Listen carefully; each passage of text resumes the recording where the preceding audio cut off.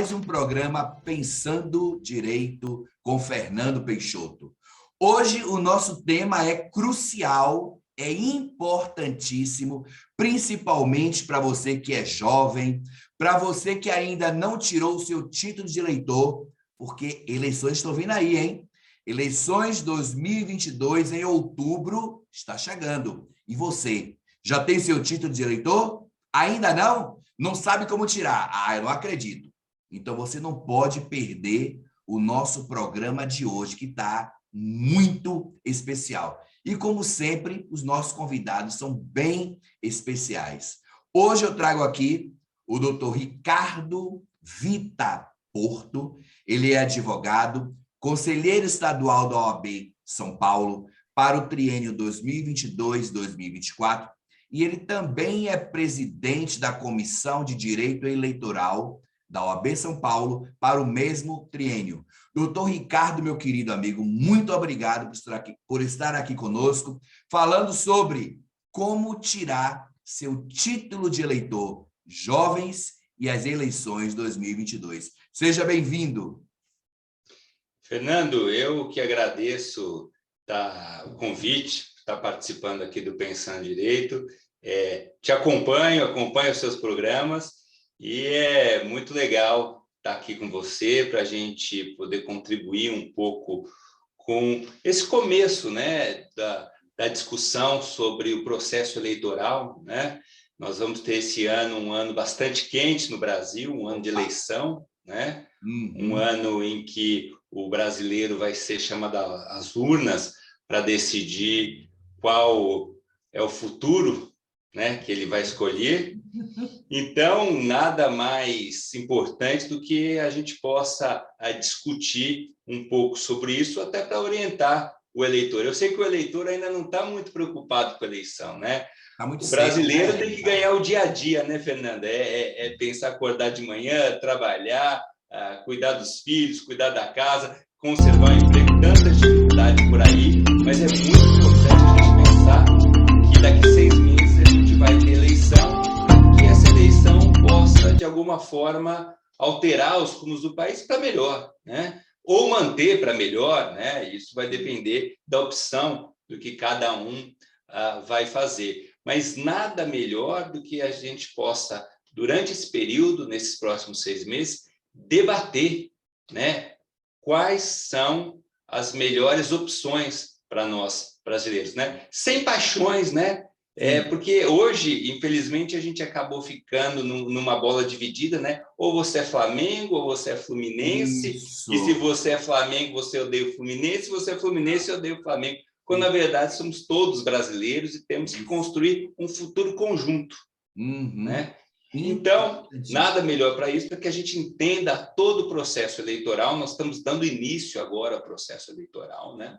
O processo eleitoral que se inicia agora, com o término do prazo para a inscrição dos eleitores, né? Que é o grande protagonista da eleição. A gente se confunde um pouco, né? A gente acha, o candidato a presidente quer se reeleger, o outro que já foi presidente, eles são os protagonistas, nós somos os espectadores. Não, ao contrário. Não, exatamente isso. Mas... Então, eu estou aqui à sua disposição para poder esclarecer um pouco os nossos telespectadores, as nossas pessoas que acompanham o seu canal, sobre tudo isso aí que vai acontecer ao longo do ano. E além dos nossos seguidores, Ricardo, tem a mim também, tá? Que eu já revelei aqui para o nosso convidado, que de direito eleitoral eu entendo quase nada, muito pouco. Então, além de tirar as dúvidas dos nossos seguidores, daqueles que nos acompanham aqui no nosso canal Pensando Direito, você também vai tirar as minhas dúvidas, beleza? Então, vamos começar? Vamos lá, vamos começar, porque eu tenho muitas dúvidas, tenho algumas curiosidades e eu tenho certeza que o nosso convidado hoje vai esclarecer todas, as minhas e as suas aí de casa que está acompanhando aqui ao nosso programa.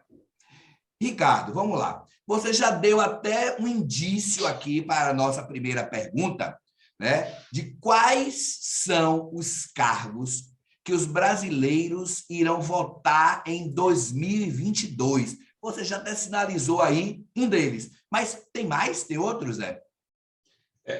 Nós estamos, no Brasil, a gente tem eleição de 2 em 2 anos, né?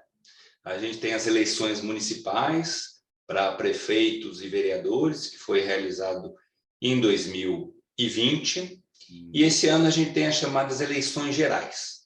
Nas eleições gerais, nós votamos em âmbito federal, né, para presidente da República, e aqui em âmbito estadual, nós elegemos o governador, os deputados estaduais, os deputados federais e os senadores.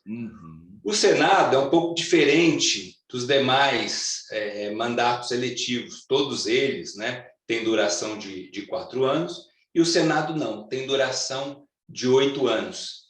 E como nós temos 3 senadores por estado, a renovação não se dá da Câmara Alta de uma única vez. Então, nós elegemos, numa eleição, 2 senadores e, na seguinte, 1 senador. E nessa eleição de 2018, nós elegemos 2 senadores pelo estado de São Paulo, e agora nós vamos ter a renovação de apenas 1/3 do Senado.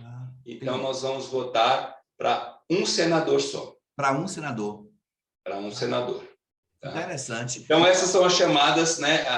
Nós temos as eleições proporcionais, que são as eleições para deputado federal e deputado estadual, e a eleição chamada majoritária, que é aquela que tem maior voto, é eleito governador, senador da República e presidente. Presidente, interessante. Agora, Ricardo, uma dúvida que eu tenho certeza que muita gente aí de casa também tem, é o seguinte: qualquer pessoa pode se candidatar para esses cargos? Por exemplo, eu posso me candidatar? Vamos lá, eu tenho 17 anos de idade. Tudo bem que já passou, tá? É só um caso hipotético. Essa outra pessoa, tem 17 anos de idade. Essa pessoa pode se candidatar? Eu não sei ler. Eu posso me candidatar? Qualquer pessoa pode? Explica para a gente aí isso aí. Bom, primeiro, está lá na Constituição Federal as chamadas condições de elegibilidade, né? Quem pode ser eleito, né? Quem pode disputar um pleito eleitoral, né? Tem que ser brasileiro, nato ou naturalizado, né? Tem que ter filiação partidária com pelo menos 6 meses anteriores à data da eleição. Tem que ser eleitor, né? Tem que ter alistamento eleitoral e domicílio eleitoral na circunscrição do pleito. Se você for candidato aqui no estado de São Paulo, você tem que ser eleitor no estado de São Paulo. Não pode ser eleitor lá na Bahia. Tem que ser eleitor aqui em São Paulo, com também 6 meses de antecedência da data da eleição. Tem que ser alfabetizado, né? Saber ler e escrever, e tem que preencher, né? Tem que ter a idade mínima exigida para aquele determinado cargo, né? Então, nós temos aí a idade mínima na eleição municipal de 18 anos para vereador e para prefeito, e na eleição desse ano a gente também tem os 18 anos para deputados, os 21 anos, né, para governador e os 35 para presidente da República e para o Senado Federal, né? Mas, Fernando, o que é importante dizer é o seguinte: às vezes as pessoas acham que basta preencher as chamadas condições de elegibilidade para poder ser candidato, mas não é isso, né? Primeiro que tem que ser escolhido pelo partido político. Os partidos políticos, lá no mês de julho, final de julho, comecinho de agosto, vão fazer as suas convenções e ali vão ser escolhidos, né, uma chapa para federal, para estadual, se vai coligar para governador, para presidente, para senador. Mas também, para ser candidato, é preciso que o eleitor não incida em uma das chamadas condições de inelegibilidade, né? Hipótese de inelegibilidade, melhor dizendo, né? Por quê? Porque é a chamada lei da ficha limpa, né? Comumente chamada da lei da ficha limpa. Sim. Nós, no Brasil, nós criamos uma lei, a lei das inelegibilidades, visando proteger a legitimidade das eleições e a probidade administrativa. E aí existe uma série de hipóteses em que a pessoa, mesmo preenchendo todas essas condições, mesmo escolhida em convenção, ela não pode ser candidata. Sim. E aí são inúmeros casos, né? Desde a inelegibilidade por parentesco, né? Uma pessoa que é parente até segundo grau de algum mandatário em cargo executivo, algum governador, né? Já eleito, né? Do governador. Exatamente. Por exemplo, vou dar um exemplo aqui que até as pessoas têm curiosidade, né? Ah, mas o atual presidente da República tem filhos que são candidatos. Podem? Olha, eles só podem porque eles já são candidatos, então eles têm direito à reeleição. E são deputados. Agora, se um filho do presidente da República quisesse, nessa eleição desse ano, disputar um cargo ao Senado Federal, um cargo a governador, aí ele estaria inelegível. Mas são diversas as outras hipóteses de inelegibilidade, né? Os condenados criminalmente por decisão colegiada não podem ser candidatos. Os condenados por improbidade administrativa, que essa condenação em segundo grau tenha reconhecido que o ato de improbidade foi doloso, que tenha causado dano ao erário ou enriquecimento ilícito, ficam inelegíveis por 8 anos. Os condenados pela Justiça Eleitoral, né? Então, são os que foram cassados, esse é um assunto que até está em discussão nesse momento, né? Os que foram cassados por quebra de decoro parlamentar, ou ainda aqueles que renunciaram no curso de um processo que fosse apto a gerar sua cassação por quebra de decoro, também ficam inelegíveis por 8 anos. Essas são todas as previsões contidas na chamada Lei da Ficha Limpa, que é a Lei das Inelegibilidades, né? Então, para ser candidato, preenche as condições de elegibilidade, é escolhido pelo partido político para disputar e não incide em inelegibilidade. Quem vai verificar tudo isso é a Justiça Eleitoral, num procedimento que é chamado pedido de registro de candidatura, que ela vai verificar lá se todos os requisitos estão cumpridos. Desculpa te interromper, mas você falou agora num assunto que realmente tinha gerado uma dúvida. Quando um certo deputado federal, né, estava em processo agora recente de cassação de mandato em razão de algumas falas misóginas, etc., sexistas, sobre as mulheres da Ucrânia. Quando ele renunciou, eu pensei, mas se ele vier a renunciar, o processo de cassação não vai chegar até o final, ele vai poder ser eleito, ou pelo menos participar de um novo processo. Então, pelo que você fala, ele não pode, então, é isso? Fernando, eu não quero tratar aqui de algum caso específico, até porque cada caso existem, né, as suas particularidades, né? O que eu posso te dizer é que a Lei da Ficha Limpa, ela também aplica a sanção. A sanção não... existe uma discussão se inelegibilidade é falta de condição à sanção. Aplica a inelegibilidade de 8 anos, não só para os que foram cassados, mas aqueles que renunciaram no curso de um processo que poderia gerar a cassação.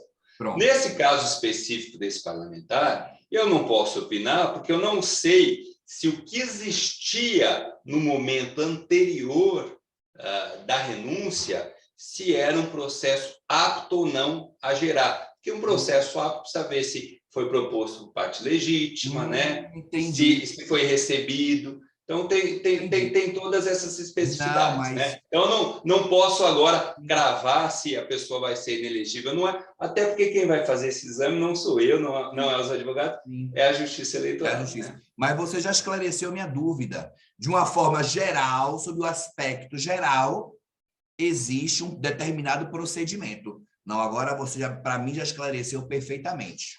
Show? Vamos lá. Agora... uma coisa que você falou lá atrás, no início, quando você se apresentou aqui para a gente, Você falou a questão do voto, a importância do voto, e somos os protagonistas, né? A sociedade, o cidadão, ele é protagonista nas eleições. E aí eu lhe pergunto, então, qual é a importância do voto no processo eleitoral? Fernando, eu não vou fazer propaganda aqui, porque o Pensando Direito não recebe merchandising de nenhuma rede de fast food. Mas eu vou te lembrar, e alguns também aqui dos nossos seguidores vão lembrar, uma propaganda muito boa de uma rede de fast food, que a pessoa chegava lá e ia no caixa e ela não escolhia o sanduíche, né? O funcionário já entregava o sanduíche pronto para ela. O que é isso, né? Eu queria comer x-salada e recebi um x-frango, hambúrguer e tal. Aí eu falo assim, aqui quem escolhe sou eu, você não, né? Vai comer o que eu quero que você coma, né? Você vai escolher. Você não vai escolher o prato. E é mais ou menos isso, né? Essa brincadeira ilustra bem, né? A importância do voto. Se a gente ficar alheio a isso, e cada vez mais é triste isso, o brasileiro está fugindo das urnas, está se abstendo, a abstenção tem crescido ano a ano, né? Isso é dizer o seguinte, olha, não me interessa, escolham por mim o prato que eu vou comer, né? Quando, na verdade, tudo passa pela política. Né? Tudo. Sim. Desde o preço do pãozinho, a escola do seu filho, o buraco na tua rua, tudo. Né? A sociedade se organizou dessa forma. Se a gente não participar, não fizer as corretas escolhas, outros vão escolher por nós. E pode ser que escolham com uma outra visão que não seja a minha. Isso. Né? E aí a pessoa perde a oportunidade. Se eu sou a favor de arma, eu devo votar em quem é a favor da liberação. Se eu sou contra, eu devo votar em quem é contra, né? Não faz nenhum sentido eu ter uma vontade e não querer que ela prevaleça, né? Em razão das demais, né? Então, por isso, votem, né? Não só se aliste como eleitor, mas no dia, eu pelo menos adoro votar. Eu como trabalho com eleição, te confesso que quando tem aquele barulhinho lá, eu fico até um pouco emocionado. Né? Não, eu gosto. Porque tanta gente brigou para que a gente pudesse ter o voto, né? Direito ao voto, né? Escolher, né?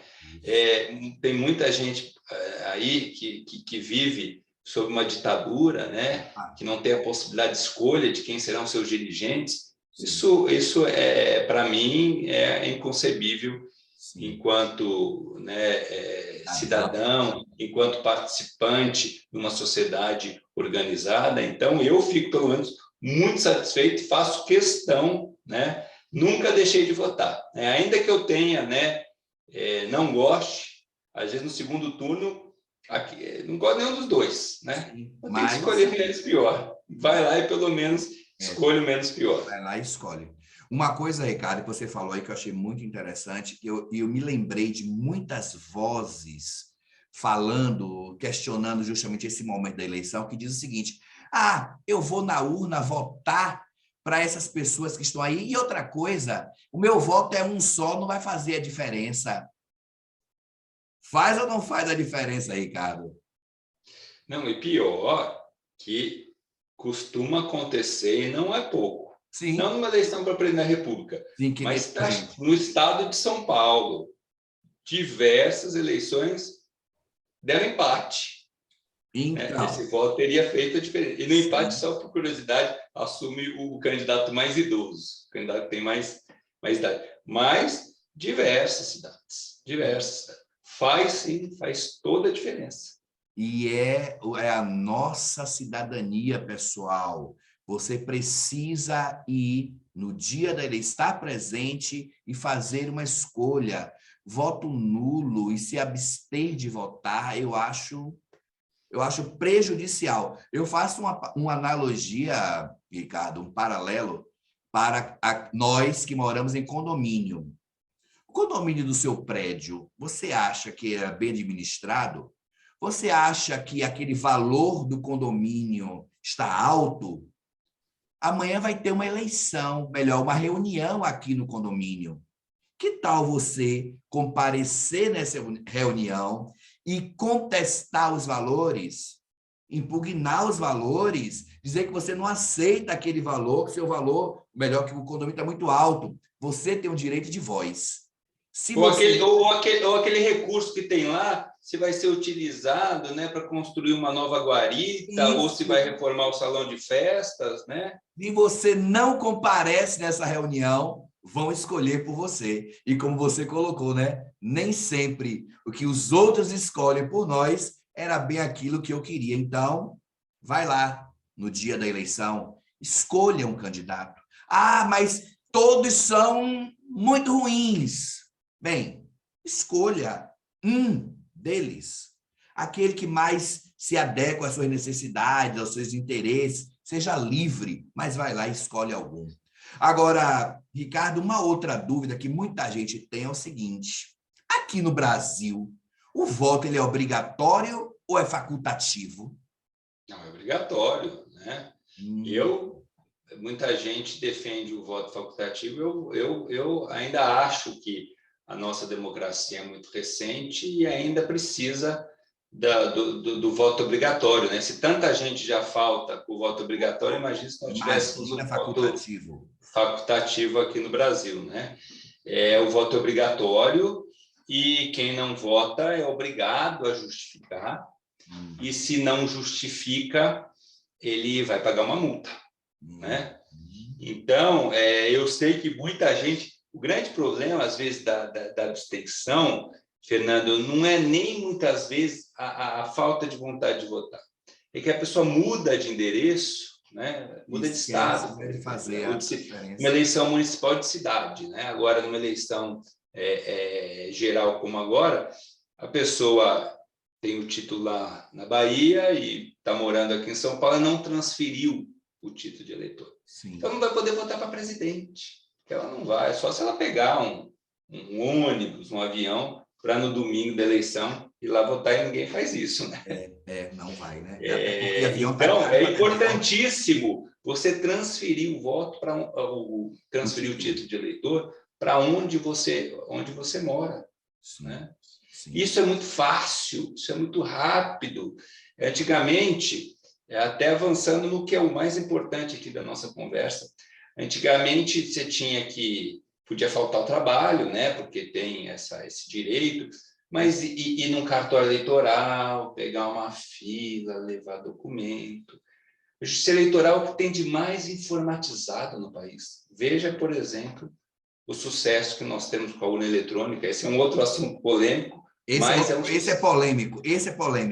Mas é um sucesso, né? É um exemplo para o mundo, né? Não quero adiantar aqui nenhuma das posições, mas posso falar, inclusive, na qualidade de quem há mais de 20 anos acompanha o processo eleitoral e que nunca testemunhou, e para todos os lados, viu? Eu advogo para o Flamengo e para o Fluminense também, né? Sim.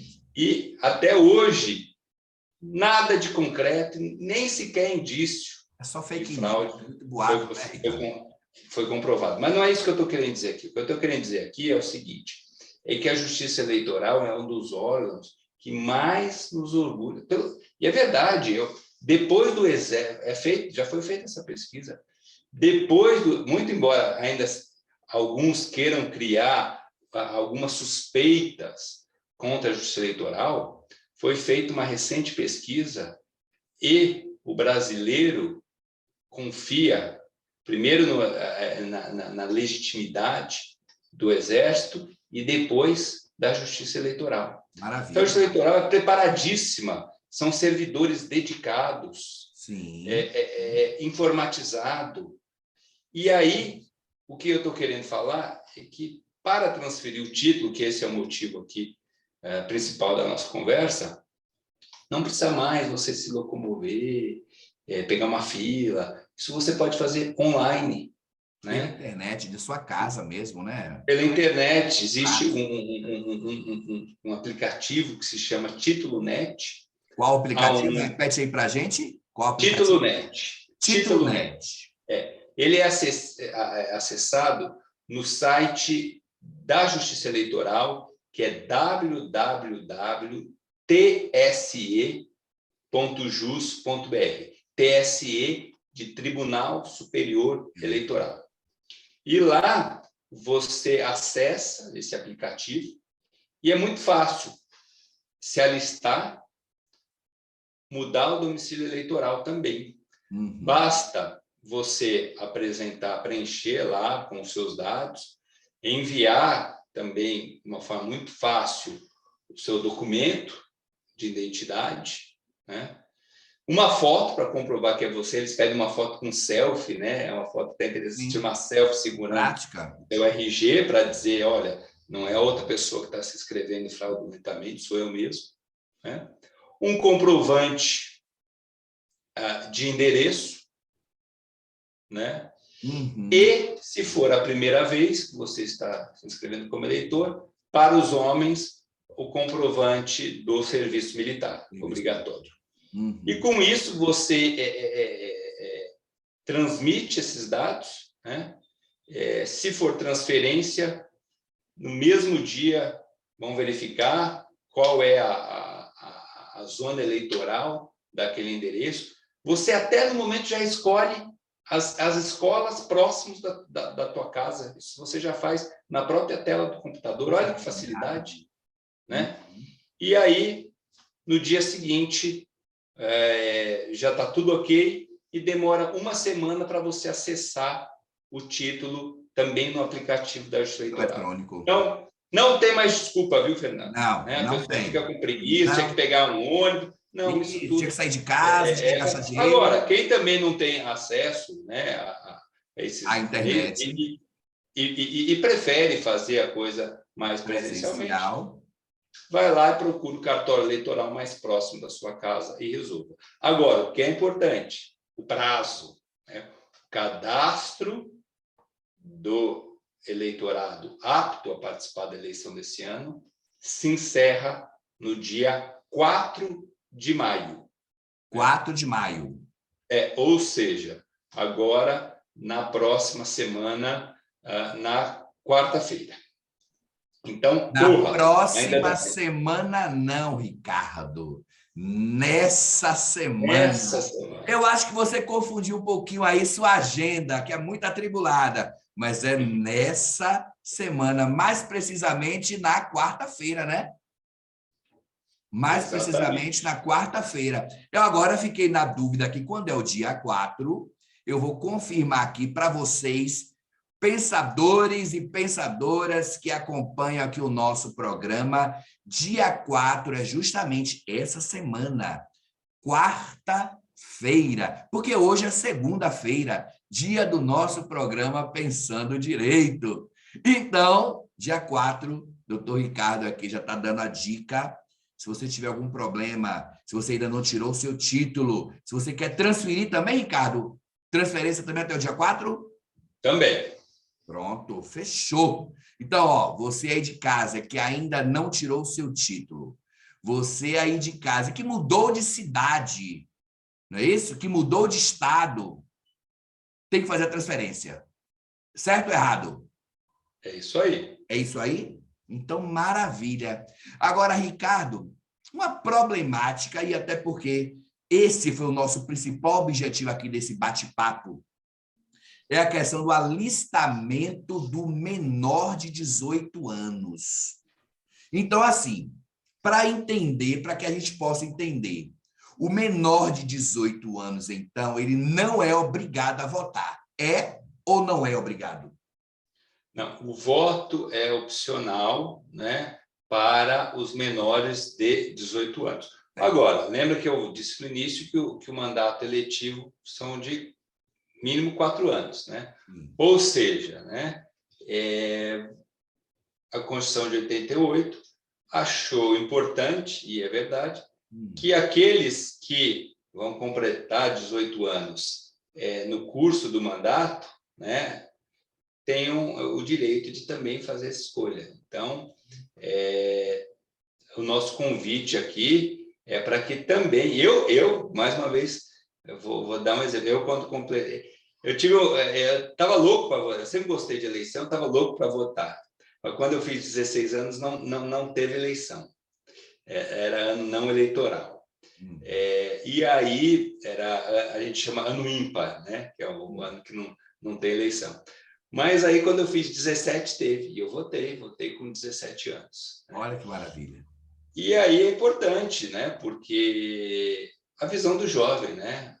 O jovem que precisa de tanto projeto, né? Para o seu futuro, para emprego, para educação, né? Sim. Então, precisamos ouvir o jovem, né? Os jovens têm que ser chamados também para decidir o futuro da cidade, o futuro do estado e o futuro do país. Perfeito. Então, a partir de que idade o jovem pode votar? A partir de 16? 16 anos. Então, a partir dos 16 até os 17 é facultativo. Mas ele pode votar já nessas eleições e é importante a participação. E se ele completa 18, até... Aí o voto é obrigatório, né? Até a data da eleição, aí o voto é obrigatório.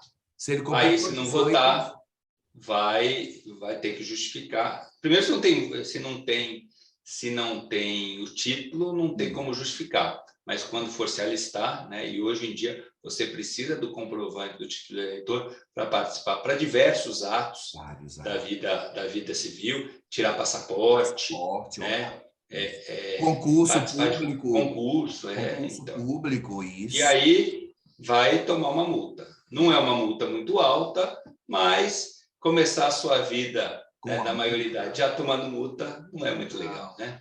Não dá. Antes de eu passar para você para a próxima pergunta, eu vou relatar aqui para você e para os nossos seguidores aqui que estão assistindo aqui ao nosso programa.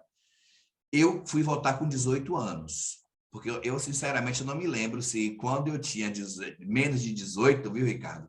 Que tem só alguns anos atrás só, já tinha essa possibilidade de votar com menos de 18. Eu acho que não. Quando eu votei, quando eu tinha 18, acho que só poderia a partir dos 18. É porque isso aí foi a Constituição de 88 que trouxe. Então, né? Vamos deixar esse assunto da idade para lá. Mas, para você ter uma ideia, no dia da eleição, eu queria tanto votar. Para mim, aquilo era tão importante, aquele momento, que no dia da eleição, eu estava tomado de catapora. Sabe? Eu estava totalmente coberto com aquelas crecas, aquelas feridinhas todas. Mas eu fui votar. Eu mesmo assim, o pastor dizendo, não, você não pode, essa doença é uma doença contagiosa, não pode, mas já está quase terminando, eu vou votar. Acabou que eu fui votar, realmente. E seu candidato ganhou ou não? Puxa vida, dá para você fazer uma outra pergunta? Se você fizer uma não outra... Não precisa responder. Bicho, 18 anos, não explora nada, são... quase 40 anos, ô Ricardo, que isso aconteceu, não dá para eu me lembrar, tá? Mas eu fui votar. E aquilo que você falou, foi uma satisfação tão grande, aquele momento de estar ali, de participar daquele processo, daquela escolha, para mim foi muito importante. E partindo disso aí, faço agora a você a próxima pergunta. Qual é a importância do voto do menor de 18 anos? É justamente isso, né, Fernando? O menor de 18 anos vai dar uma visão importante para a eleição, né? A eleição, para se formar um todo, você precisa ter pequenas partes, né? E o jovem, né, saindo aí da sua formação escolar, né, tem uma visão de mundo talvez bastante diferente do que aqueles, né, que já estão na estrada há mais tempo, tem outros anseios, né, outras vontades, né, outras causas são mais importantes, né, em outras fases da vida. Sim. Então, para mim, seria fundamental que o jovem participasse do processo eleitoral auxiliando na escolha para a formação da maioria, né? Que vote num candidato que apresente maiores oportunidades de emprego, né? Porque é isso que todo mundo quer, né? Sem emprego não se tem nada. Um jovem que precisa se deslocar, que pense em votar num candidato que ofereça melhores soluções no transporte público, na segurança, aquele candidato que tem melhor projeto para você ter cultura e lazer, porque também sem cultura e lazer você fica uma pessoa ausente, né, de interesses do mundo, né? Então, por isso que o jovem é importante, né? Venha contribuir também, jovem, com essa escolha, que tenho certeza que sua contribuição, o país fará uma melhor escolha. Portanto, se você tem mais de 16 anos e completa 18 anos na data da eleição, você deve, melhor, você pode contribuir e muito com o nosso país. Vá às urnas, tire o seu título de eleitor. Você tem até o dia 4 de maio, não é, Ricardo? Isso aí. 4 de maio. Vai lá, contribua, exerça a sua cidadania. Isso é muito importante. E uma coisa, Ricardo, já percebi que você também concorda comigo, com a Duna, com o mesmo pensamento. O jovem tem muito a contribuir, né? O jovem tem muito a nos ensinar, inclusive, pensamentos de mundo diferente, ideias diferenciadas, renovação. Então, é importante que o jovem participe desse processo. Ô, Ricardo, uma outra dúvida, agora também é uma dúvida minha. A mudança de bairro faz necessária transferir título, mudar o título, fazer alguma coisa no título, ou não? Olha, não é a mudança de bairro, não é obrigatório, né? Mas facilita, né? Eu também aqui contando um pouco das nossas particularidades aqui, eu quando mudei de bairro mudei até para facilitar, né? Tem uma escola, eu moro na frente de uma escola, e aí dá mais preguiça, né? No domingo, se eu tiver que pegar o carro ou o metrô, para eu mudei num bairro, são distantes, né? Eu falei, pô, eu prefiro, imagina que facilidade. Eu acordo de manhã no domingo, já cruzo a rua, já estou na escola lá, num local de votação. Então, eu troquei, eu fui e atualizei, porque aí meu título foi jogado para uma escola mais próxima. Então, olha, ótima dica. Eu também, quando eu morava em São Paulo, eu transferi meu título da Bahia para São Paulo. Depois que eu mudei de São Paulo para São José dos Campos, transferi o título para São José dos Campos. Hoje, a escola que eu voto é no mesmo passeio do meu prédio. Olha que maravilha. Só desço, cumpro lá o meu dever político, voto. Até porque é fácil transferir, né? Como agora a gente é feito pela internet, então faça rapidinho. Falou. É que o pessoal fica com medo, né, de transferir. Depois vou me colocar como mesário, né? Tem isso. Mas isso tudo é besteira, né? Não é assim que é escolhido, não. Não, né? Então, ó, tá vendo aí, você de casa está preocupado em ser mesário, trabalhar nas eleições, não é pelo fato de transferir o título, mudar o endereço que você vai ser chamado, tá? Já estamos quase chegando ao final aqui do nosso programa, do nosso bate-papo. Se você estiver curtindo aqui o nosso programa, ó, já deixa lá o seu joinha. Se ainda não seguir aqui o nosso canal, segue e ativa o sininho, porque sempre que a gente postar alguma novidade, você vai ser o primeiro a ser notificado. Show? E se surgiu alguma dúvida, deixa aqui embaixo nos comentários. Falou? Ricardo, mais uma dúvida, para a gente já vai finalizar realmente aqui o nosso programa. No dia da eleição, Ricardo, eu não estou no Brasil. Eu estou lá passeando, por exemplo, na Alemanha. Resolvi tomar um chopp lá na Alemanha e comer um cachorro-quente alemão. E aí, o que é que eu faço?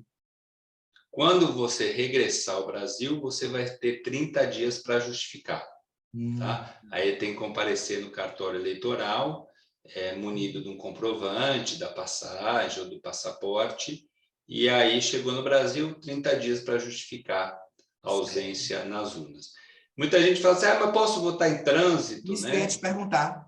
Não, é só os residentes no exterior e só para presidente da República e só em algumas cidades, tá? Ah, Não existe ainda no Brasil o voto em trânsito. Vai existir um dia, mas por certo. enquanto ainda não. Olha, você me tirou mais uma dúvida. Eu achei que eu pudesse me dirigir à embaixada lá, eu estou lá na Alemanha, vou na embaixada e poderia votar. Ah, não posso. Só residente. Só os residentes que estão alistados na Embaixada do Brasil em Berlim. Ah, maravilha. Não sabia, não sabia. Show de bola. Aprendi mais uma coisa sobre direito eleitoral hoje aqui com o nosso convidado, Ricardo Vita Porto. Para fechar o programa, por que que eu devo votar, Ricardo? Para a gente ter um Brasil melhor. Acho Maravilha. que mais do que isso não precisa ser dito. É, com certeza. Meu querido Ricardo, muitíssimo obrigado pela sua participação aqui no nosso programa, por a sua gentileza de estar aqui falando sobre esse tema que é tão necessário, tão importante. Agradeço demais a sua presença aqui conosco. Imagina, eu que estou sempre à disposição do seu canal, sei da importância e da repercussão de todas as suas entrevistas, até a nossa presidente da OAB já esteve aqui te prestigiando, então era minha obrigação poder estar aqui conversando com você, até porque é um assunto que eu adoro, né? É minha vida, é eleição, e que é muito importante para todos nós, como eu disse, né? Para a gente poder fazer um Brasil e, quem sabe, um mundo melhor para todos nós. Meu caro, muitíssimo obrigado. E eu espero que você aí de casa também tenha curtido aqui o nosso programa. Deixa lá seu comentário. Falou? E até o nosso próximo Pensando Direito. Tchau, um abraço. Fui.